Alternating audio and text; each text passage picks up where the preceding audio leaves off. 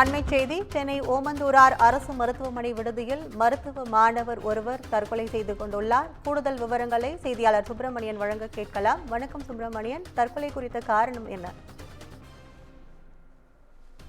மருத்துவக் கல்லூரி மாணவர் தற்கொலை செய்து கொண்ட சம்பவம் பெரும் அதிர்ச்சியை ஏற்படுத்தியிருக்கிறது. சென்னை ஓமந்தூரார் மருத்துவக் கல்லூரி விடுதியில் தங்கி சென்னை முதுநிலை பொது மருத்துவம் MD முதலாம் ஆண்டு படித்து வந்தவர் அரவிந்த். இவர் விருதுநகர் மாவட்டத்தைச் சேர்ந்தவர்.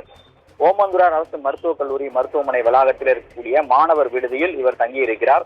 இவருடன் அறை நண்பராக இருப்பவர் நெல்லை மாவட்டத்தைச் சேர்ந்த மாரிமுத்து என்பவர். இவரும் மருத்துவ மாணவர்.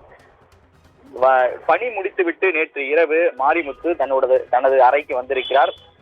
பலமுறை கதவை தட்டியும் அரவிந்த் கதவை திறக்கவில்லை. இதையடுத்து தனது மற்றொரு நண்பராக இருக்கக்கூடிய கௌரவுடைய அறையில் அவர் இரவு தங்கினார்.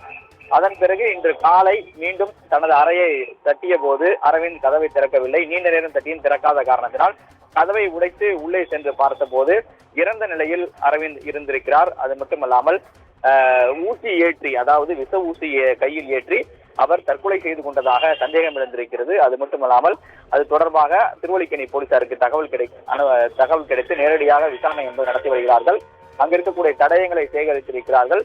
இந்த தற்கொலைக்கான காரணம் என்ன என்பது இதுவரை தெரியவில்லை. அது தொடர்பாக விசாரணை என்பது நடத்தப்பட்டு வருகிறது.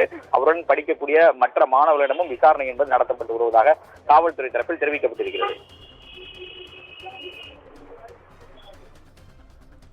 உங்கள் விவரங்களுக்கு நன்றி சுப்பிரமணியன்.